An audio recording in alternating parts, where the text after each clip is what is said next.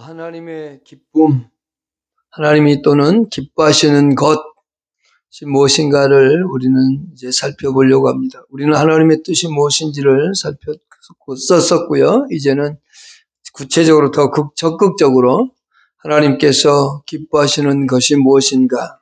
성경에는 하나님 기뻐하시는 것도 나오고 하나님이 싫어하는 것도 나옵니다. 근데 하나님이 싫어하는 부분들을 살피기 전에 먼저 하나님이 기뻐하시는 것이 무엇인가. 우리가 하나님이 싫어하는 것들을 행하기보다는 하나님이 더 기뻐하시는 것들을 찾아 추구하다 보면 하나님이 싫어하는 것들도 당연히 멀리하게 될 겁니다. 오늘 그 첫 번째 시간입니다. 4절에 여호와께서는 자기 백성을 기뻐하시며 라고 말합니다. 시편 149편 1절부터 이제 9절까지 있는 짧은 시이지만 하나님을 찬양함에 대하여 노래하고 있는 시입니다. 그 가운데서 하나님께서 우리를 기뻐하는 모습을 볼 수 있습니다. 여기 하나님께서 기뻐하신다 라고 할 때 첫 번째 우리가 오늘 살필 것은 자기 백성이라고 말씀을 했습니다. 예수 그리스도를 하나님이 기뻐하는 자라고 말씀하시기도 했고 또 성도를 경외하는 자를 기뻐하신다고도 말씀했지만 다양한 것들이 있습니다만 이번 주는 149편이고 다음 주는 147편에서 살펴보도록 할 겁니다. 여기 기뻐하신다, 하나님께서 기뻐하시며 라는 단어가 있습니다. 이 기뻐한다 라고 하는 이 단어는 한때는 다른 곳에선 은혜를 베풀다, 시편 85편 1절에서 그렇게 했고 또 받다라는 의미도 갖고 있습니다. 예레미야 14장 10절에서 그렇게 번역을 했고요. 연락되다라고 하는 번역을 하기도 합니다. 레위기 1장 4절에서는 연락되다라고 하는 단어로 번역을 하기도 했습니다. 이런 것들을 살펴본다면 은혜를 베푸셔 기쁨으로 받으셨다라고 하는 뜻이 될 수도 있겠습니다. 그러니까 하나님께서 그 백성들에게 어떤 것을 그 백성들이 하나님 앞에 어떠한 받을 만한 조건들을 들여서 하나님 기뻐하시는 것이 아니고 하나님께서 그 백성들을 긍휼히 여기셔서 그리고 은혜를 베풀어 주셔서 받아들이셨다라고 하는 의미도 됩니다. 그렇게 오늘 본문을 해석해도 좋을 것 같습니다. 그러니까 하나님께서 오늘 우리에게 내가 어떤 무엇을 했기 때문에 하나님 기뻐하는 것이 아니라 하나님께서 우리에게 은혜를 베푸셔서 그리고 그 은혜 가운데서 우리가 살아갈 수 있게 하셔서 우리를 통해 하나님은 기쁨을 받으신다 이렇게 살펴볼 수 있는 겁니다. 하나님께서는 저와 여러분들에게 은혜를 베푸시고 그 은혜 가운데 살아가는 우리의 모습을 보시면서 기뻐하신다라고 말할 수 있겠습니다. 오늘 본문 속에서 우리가 살펴볼 수 있는 것은 현재 하나님께서 우리를 얼마나 기뻐하고 있는가에 대한 내용을 볼 수 있습니다. 여호와께서는 자기 백성을 기뻐하시며 라고 말하고 있죠. 하나님의 기쁨은요 언제나 변함이 없습니다. 우리들 향하신 하나님의 관심과 하나님의 사랑은 끝없이 펼쳐지고 있기 때문에 그 베푸신 은혜 때문에 그리고 그 베푸신 은혜를 통해서 우리가 하나님 앞에 나아갈 수 있음에 하나님은 기뻐하신다라고 하는 겁니다. 하나님께서 우리를 돌보시고 보호하시는 분이기도 합니다. 그러나 다른 편으로 생각해 보면 하나님은 우리에게 때로는 냉담할 정도로 때로는 힘들고 어려울 정도로 고난과 고통을 주시기도 합니다. 그것 또한 하나님의 사랑이라고 히브리서 성경은 이야기합니다. 히브리서 12장 8절에 징계는 다 받는 것이거늘 너에게 없으면 사생자요 친아들이 아니니라 라고 말씀을 하죠. 하나님은 우리를 돌보십니다. 우리를 이끌어 가십니다. 우리에게 하나님이 놀라운 은혜와 복을 주시면서 우리에게 하나님의 사랑 가운데 거할 수 있도록 인도하시는 분입니다. 그럼에도 불구하고 동시에 무엇을 주시느냐? 고난과 징계를 통해서 하나님 앞에 더욱더 가까이 갈 수 있도록 허락해 주신다라고 하는 겁니다.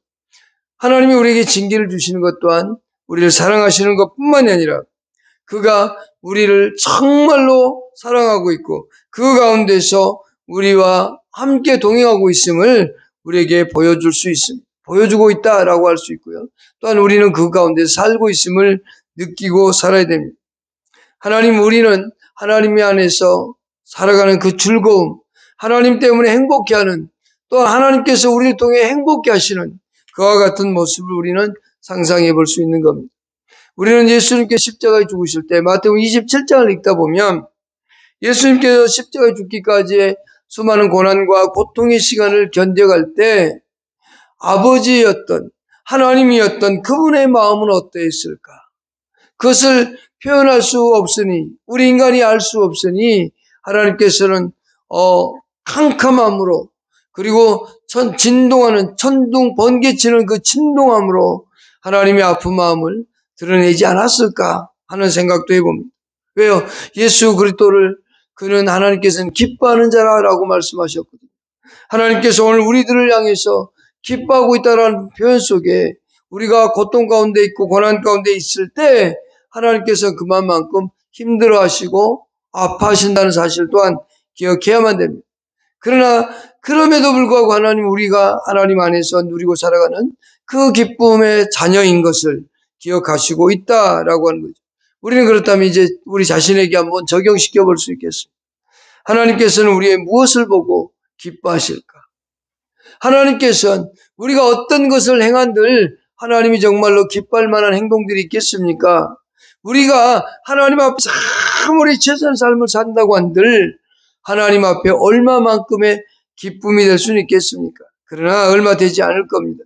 그러나 하나님은 우리를 보시고 기뻐하신다는 사실, 여러분 자신들을 보면서 하나님은 기뻐하고 있다는 사실을 늘 잊어서는 안 됩니다. 나는 하나님의 기쁨이다.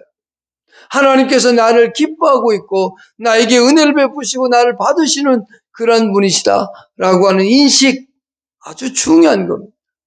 내가 하나님의 사랑을 받고 있다는 사실, 이것은 대단한 겁니다.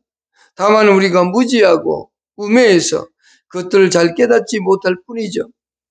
첫 번째, 우리에게 무엇을 보고 기뻐하시는가? 하나님은 우리가 하나님의 아들이기 때문에 하나님은 우리를 기뻐하시는 겁니다. 우리의 어떤 행동 때문에, 행위 때문에가 아니라 하나님의 자녀가 되었기 때문에, 하나님의 아들이 되었기 때문에 하나님은 기뻐하신다는 겁니다. 오늘 본문 속에서 여호와께서는 자기 백성을 기뻐하시며 라고 얘기했죠. 이 말씀과 함께 자기 백성을 기뻐하신다 라고 하는 이 말씀 속에서 우리가 언뜻 떠오르는 것은 뭐냐면 예수님의 이름의 뜻이 무엇인가를 살펴볼 수 있겠죠. 마태복음 1장 21절에 아들을 낳으리니 이름을 예수로 하라. 이는 자기 백성을 죄에서 구원할 자이십니다. 자기의 백성이라고 했습니다. 이 세상에 존재하는 모든 사람들이 아니라 하나님의 백성들, 하나님의 안에 속해 있는 사람들, 하나님과 함께 교제하고 살아가고 있는 사람들, 하나님의 선택받은 자들을 하나님 예수 그리스도는 구원하겠다, 그들의 죄를 사하시겠다라고 말씀하고 있는 겁니다. 오늘 우리는 그 사랑 안에서 죄와 사망으로부터 용서받은 자인 겁니다. 그래서 하나님은 성경을 통해서 우리에게 말씀하시기를 우리가 하나님의 아들이다 라고 말합니다. 너희가 믿음으로 말미암아 그리스도 예수 안에서 하나님의 아들이 되었으니 라고 갈라디아서 3장 26절에서 말씀하고 있고, 너희가 아들이므로 하나님이 그 아들의 영을 우리 마음 가운데 보내사 아빠, 아버지라 부르게 하셨느니라. 우리는 하나님을 아버지라고 부르고 살아가는 존재입니다. 저와 여러분들은 하나님을 아버지라고 부르며 살아가고 있는 존재인데 우리는 그것을 잊어버리지 마십시오. 내가 하나님의 아들이라는 사실. 여러분들 자식을 낳아보셨잖아요. 자식이 태어났을 때 얼마나 기쁘던가요? 여러분 자식을 얻었을 때 세상을 다 얻은 것처럼 그렇게 기쁘고 즐겁지 않으셨는지요? 하나님도 마찬가지입니다. 우리가 하나님의 자녀가 되었을 때, 예수 그리스도를 영접하고 하나님의 자녀가 되었을 때 하나님께서는 천국에서 잔치를 베풀 정도라고 그랬습니다. 우리는 하나님의 아들이기 때문에 하나님께서 저와 여러분들을 기뻐하고 계신다. 우리는 하나님의 기쁨이라는 사실. 자식이 부모에게 전화 한 통만 해줘도 부모들은 기뻐합니다. 특히 손주를 두었을 땐 더더욱 그렇습니다. 왜요? 내 자손이기 때문에 그렇습니다. 하나님께서는 우리들을 하나님의 아들 삼으셨기 때문에, 예수 그리스도를 통해서 아들 삼으셨기 때문에 우리를 기뻐하고 있다라고 하는 거죠. 두 번째, 우리는 하나님의 크신 구속의 대상이기 때문에 하나님이 기뻐하신다라고 하는 거죠. 마태복음 20장 28절과 마가복음 10장 45절을 보면, 인자가 온 것은 섬김을 받으람이 아니라 오히려 도리어 섬기려 하고 자기의 목숨을 많은 사람의 대속물로 주려 합니다. 자신의 몸을 많은 사람의 대속물로 하나님 앞에 드리고자 했던 예수 그리스도의 모습이죠. 하나님의 그 놀라운 구속의 사건, 그것이 바로 예수 그리스도를 통해서 우리의 죄를 용서받게 해주는 겁니다. 예수 그리스도를 통해서 하나님께서 이루시고자 한 모든 것들을 이루어 주셔서 우리의 죄가 용서받고, 우리가 사망으로부터 해방받고, 우리가 자유의 몸이 되어졌고, 우리가 예수 그리스도 안에서 기쁨의 삶을 살아갈 수 있도록 허락하신 분이 바로 하나님이십니다. 하나님께서는 태초에 성부, 성자, 성령의 구속의 언약이 있었습니다. 삼일체 하나님의 구속의 언약을 통해서 그것을 이루시고 적용시키기까지 우리를 삼으셨다, 우리를 대상 삼으셨다라고 하는 사실은 너무도 감사한 것. 세상에 수없이 많은 사람들이 있는데 그 가운데에서 선별하셨다라고 하는 사실, 구별하셨다라고 하는 사실, 우리를 택해 주셨다라고 하는 이 놀라운 사실을 우리는 잊어서는 안 됩니다. 내가 바로 그 구속의 대상이 되어 살고 있다는 사실을 기억해야만 되겠습니다. 또한 세 번째는 우리는 하나님의 형상을 닮았기 때문에 하나님께서 우리를 기뻐하시는 겁니다. 하나님은 최초의 인간을 만드실 때 자기의 형상대로 우리를 만드셨다고 말씀하고 있습니다. 창세기 1장 27절에 하나님이 자기 형상, 곧 하나님의 형상대로 사람을 창조하시되 남자와 여자로 창조하셨다라고 했습니다. 최초의 인간을 창조할 때 하나님의 형상을 따라서 창조했지만 아담과 하와는 하나님과의 약속을 깨뜨림으로 하나님과의 관계가 깨어졌습니다. 그렇다고 한다면 오늘 우리 또한 하나님 앞에서 그렇게 하나님의 존재로, 하나님을 섬기는 존재로 살되 하나님을 닮아가는 아름다운 형상이라는 사실을 우리는 기억해야만 되겠죠. 날마다 우리는 그와 같은 것을 잊어서는 안 됩니다. 나는 하나님의 인격을 닮은 사람, 나는 하나님의 사랑을 받고 살아가는 사람. 형상을 닮았다라고 하는 것은 외형적 모양을 얘기하고 있는 게 아닙니다. 그것은 하나님이 가지고 있는 성품을 닮았다라고 하는 겁니다. 하나님만이 가지고 있는 성품도 있지만 하나님과 우리가 가지고 있는 성품도 있습니다. 그것을 우리에게 닮게 하셨고 또 예수 그리스도 안에서 우리에게 회복시켜 주신 그 하나님이기 때문에 우리는 기쁨 가운데 살아갈 수 있는 겁니다. 저와 여러분, 하나님께서 우리를 보실 때 우리를 예수 믿게 하시고 새로운 피조물로 창조하셔서 이제는 하나님 앞에서 진정한 하나님의 형상을 닮아가는 사람들로 만드셨다라고 하는 겁니다. 태초에 우리 인간이 죄를 짓기 전에 인간을 만드셨을 때 하나님은 자기의 형상대로 만드셨습니다. 그런데 이제 예수 그리스도 안에서 우리를 새롭게 창조한 새로운 피조물이라고 고린도후서 5장 17절에서 말씀하고 있고 에베소 2장 10절에서 우리를 만드신 바 되었다고 말씀하고 있습니다. 우리를 새롭게 창조하신 하나님. 왜요? 하나님의 형상 따라 살아가도록 하기 위함입니다. 그래서 하나님께서 내가 거룩하니 너희도 거룩하라고 말씀하고 우리가 하나 아버지가 온전한 것처럼 너희도 온전하라고 얘기하고 예수 그리스도께서 나를 본받으라고 말씀하고 있는 것이 바로 그와 같은 겁니다. 하나님은 우리를 보시면서 기뻐하시고 행복해 한다는 사실을 기억하면 한 해가 되기를 바랍니다. 아니 평생 그렇게 살 수 있기를 바랍니다. 또한 네 번째, 하나님께서 우리를 왜 기뻐하시는가? 우리는 하나님의 은혜에 의지하여 살아가는 사람들이기 때문에 그렇습니다. 우리는 이 세상을 살아갈 때 내 힘으로 열심을 다하고 내 힘을 다해서 최선을 다해서 살아가는 것 맞습니다. 그러나 그렇게 살 수 있는 힘과 환경을 만드신 분이 누구냐? 하나님이십니다. 그래서 성경은 이렇게 말합니다. 사도 바울은 사도행전 17장 28절에서 우리가 그를 힘입어 살며 기동하며 존재하느니라 라고 되어 있습니다. 우리는 하나님 때문에 살아갈 수 있는 힘이 생기는 거고요. 하나님께서 우리에게 힘을 주셔야 했고요. 그래서 우리 이 세상을 살고 있으며 하나님의 은혜 안에서 살아가고 있는 존재인 것을 우리는 잊어서는 안 돼요. 하나님을 앞에 경외하고 섬기는 사람. 언뜻 이런 생각이 들었습니다. 다윗을 통해서 다윗 때문에 죽은 사람이 몇 명일까? 우리는 다윗 왕 그러면 선왕, 군왕, 아주 좋은 쪽으로 믿음의 사람이라고 얘기합니다. 그러나 단 한 번이라도 부정적인 면에서 한번 생각해 볼 필요 있습니다. 다윗 때문에 죽은 사람이 첫 번째 가장 생각나는 게 누굽니까? 우리아죠. 밧세바를 취하게 해서 그의 남편을 죽인, 그러므로 인해서 그가 고통을 당하기도 하죠. 또한 밧세바가 난 첫 번째 아들을 죽죠. 하나님의 징계에 의해서. 또한 다윗이 인구조사를 통해서 인구조사를 함으로 말미암아서 죽는 수가 몇 만이냐? 7만 명입니다. 또한 법궤를 옮겨올 때에 자신의 무지함 때문에 우사가 죽기도 합니다. 그러고 생각해 보니까 다윗 때문에 죽은 사람들이 엄청나구나 라는 것을 알 수 있었습니다. 그런데 말입니다.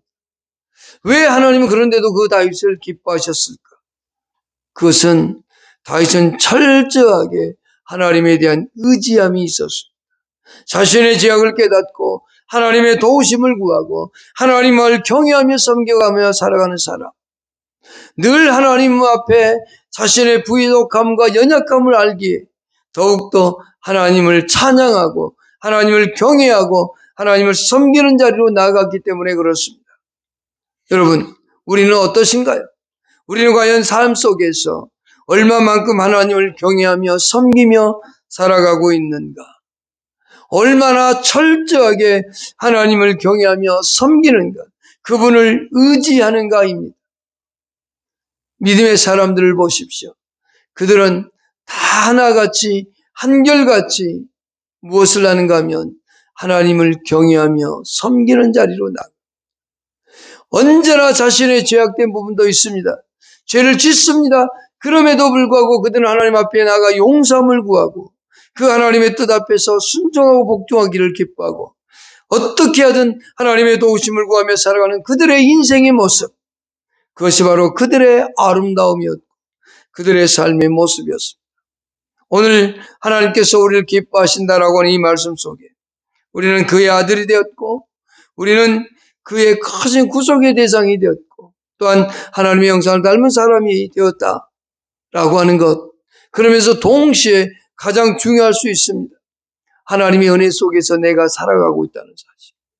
그러면 하나님의 은혜 속에 사는 사람들은 어떻게 살까요? 하나님께서 나를 기뻐하고 하나님의 은혜 속에서 내가 살아가고 있다면, 하나님께서 나를 통해 기쁨을 누리신다면 우리가 해야 될 것은 뭘까요? 첫째는 하나님께 감사함이 있어요. 언제나 하나님 앞에 감사하며 사셔야 돼요. 오늘도 하나님의 은혜 속에서 내가 살아가고 있다는 사실, 하나님의 기쁨 가운데 살고 있다는 사실, 우리는 그 가운데 살아가는 겁니다. 여러분, 우리는 하나님을 기쁘시게 하기 위하여 부단히 노력할 필요도 있습니다. 그러나 그보다 더 중요한 것은 하나님께서 나를 기뻐하고 있다는 사실을 인식하고 인정하는 것. 하나님은 보잘것없는 나일지 모르지만 세상이라는 무대 속에서 살아갈 때 아주 작은 자로서 아주 작은 역할을 하면서 내 삶을 유지하게 하여 부단히 살아가는 그와 같은 모습을 살아가는 삶의 모습일지라도, 그럼에도 불구하고 하나님은 나 자체를 보시고 기뻐하신다는 사실, 이 한 사람을 기뻐한다는 사실 얼마나 놀랍습니까? 세상에서 모든 사람으로부터 왕따를 당한다 할지라도 하나님이 나와 함께하고 있다는 사실, 세상 사람들이 나를 좋아하고 행복해 한다고 할지라도 그 또한 하나님께서 나를 기뻐한다는 사실에 기초해야 된다는 사실을 잊어서는 안 돼요. 우리는 하나님이 기뻐한다는 사실을 꼭 잊지 않길 바랍니다. 그런 사람은 감사함이 있습니다. 두 번째, 그것을 간직한 사람은 하나님을 예배하기를 기뻐하는 겁니다. 주일날뿐만이 아니라 삶 속에서, 가정에서 하나님께 예배하기를 즐겨하고 삶 자체가 하나님 앞에 살아있는 제물로서의, 살아있는 제사로서의, 살아있는 예배로서의 삶을 살아가기를 기뻐한다라고 하는 거죠. 어디서 무엇을 하든 어떠한 삶에 놓여있든 하나님께서 나를 기뻐하신다는 사실은 나를 통해 영광을 받고자 한다는 사실과 똑같습니다.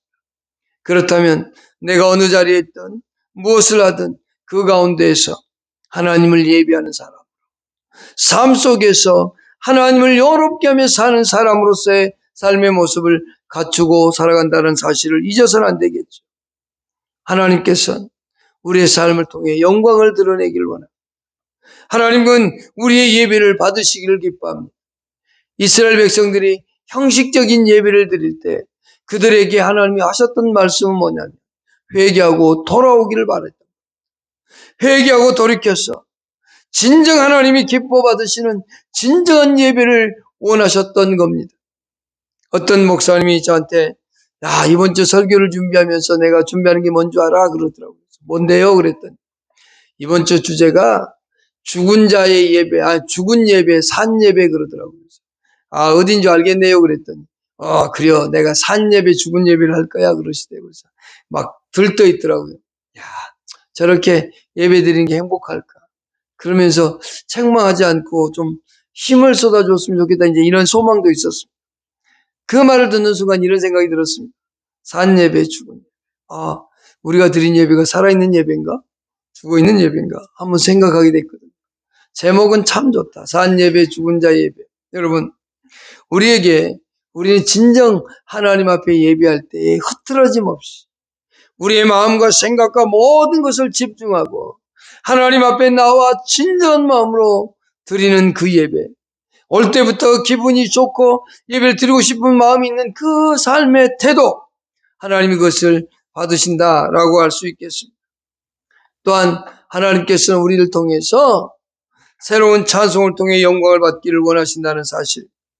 시편 149편 1절만 한번 보십시오. 할렐루야 새 노래로 여호와께 노래하며 성도의 모임 가운데서 찬양할자. 하나님이 기뻐 받으시는 것 중에 하나. 우리가 하나님의 자녀로서 또한 하나님의 기쁨이라면 우리는 늘 하나님 앞에 노래하며 찬양하는 자세, 그것은 절대적인 겁니다. 이것을 잊지 마십시다. 여기 새 노래로라고 되어 있습니다. 새 노래라고 하는 것은 우리가 가지고 있는 새로운 마음, 새로운 심령의 상태 가운데서 정말 예수 믿는 그 믿음 가운데서 매일매일 깨닫는 하나님의 은혜를 깨닫는 사람으로서 늘 하나님 앞에서 진정한 마음으로 예배하는 사람, 그리고 찬양하는 사람인 겁니다. 여러분, 우리는 하나님 앞에 찬양하기를 좋아하십시오. 감사가 있고 예배가 있으면서 동시에 찬양하는 사람, 또 하나는 기도하는 삶이 되겠죠. 하나님과 대화하는 것. 여러분, 누군가와 대화하지 않고 평생 산다고 한번 생각해 보십시오. 얼마나 애롭고 힘들게 살겠습니까? 그러나 우리에겐 대화의 상대가 있습니다. 우리는 늘 우리의 말을 들으시는 분이 계십니다. 나의 하소연도 들으시고 나의 외통함도 들으시고 나의 간절함도 들으시는 그분이 계십니다. 그분이 누굴까요? 하나님이시지 않습니까? 오직 하면 하나님이 우리에게 예수 그리스도의 이름으로 기도하라고 하겠습니까? 예수님께서 너희가 내 이름으로 기도하지 않았으나 이제부터는 기도하라. 그래야면 받을 것이다. 기쁨이 충만할 것이라고 요한복음 16장 24절에서 말씀하셨겠습니다. 오직 답답하면 이사야서를 통해서 오라 우리가 서로 변론하자라고 얘기하겠습니다. 여러분, 하나님과 대화하는 것, 하나님과 늘 대화하는 삶의 자세, 참으로 아름답고 복된 삶의 자세인 것. 여러분, 이것을 잊지 않기를 바랍니다. 또 하나는 하나님께서는 여러분들에게 기뻐하시는 것뿐만이 아니라 여러분들이 잘 되기를 바라고 계십니다.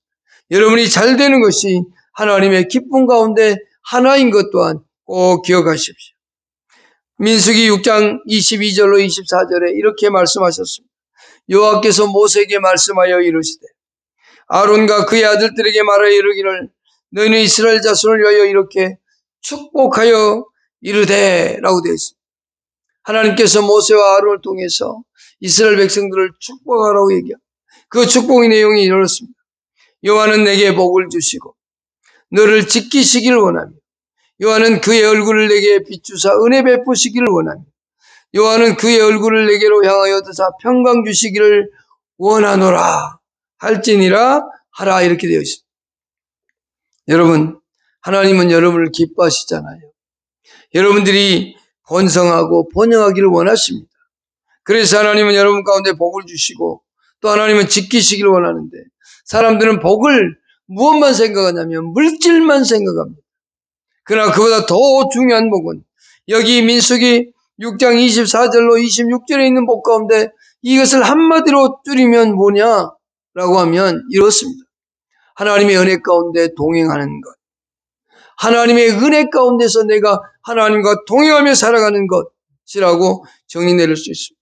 하나님과 동행할 때 하나님께서 우리를 지키시고 보호하시며 하나님과 동행할 때 우리에게 은혜를 베풀어 주시고 하나님께와 동행할 때 하나님의 얼굴을 우리에게 비춰주시고 평강 주신다는 사실. 하나님과 동행하는 인생처럼 아름답고 복된 인생은 없습니다. 하나님이 우리의 아버지시잖아요. 그 하나님과 함께 동행하고 살아가는 것. 여러분 긴 날을 생각하지 마십시오. 그냥 오늘 하루 하나님과 최선을 다해서 동행하며 살아가는 것. 하나님은 나를 기뻐하셔. 나는 그 하나님과 함께 동행하며 살아가야지. 오늘 하루를 하나님과 동행하며 사는 것. 그 다음날 자고 나면 내일이 아니라 그날도 오늘입니다. 우리는 오늘 얘기할 때 내일이라고 말하지만 야, 눈 뜨고 나서 내일 되었네? 라고 말하는 사람 한 명도 없습니다. 오늘이라는 단어를 씁니다. 우리는 긴 계획도 세우지만 오늘 하루 눈을 뜨면서 하루를 시작할 때 하나님 오늘 또 예수 그리스도 안에서 주시는 하나님의 사랑과 은혜를 경험하며 하나님의 도우심을 받으며 하나님과 동행하는 아름다운 인생이 되게 해 주십시오라고 시작하면서 시작하는 것. 그리고 하루를 마칠 때 하나님 오늘 또 은혜를 베푸셔서 감사합니다. 오늘 하루도 나와 동행해 주신 하나님께 감사합니다. 잠자는 중에도 동행해 주십시오. 그리고 또 눈을 뜨면 오늘 하루를 또 행복하게 사는 것. 우리 여러분 그렇게 살아갈 수 있기를 축복합니다.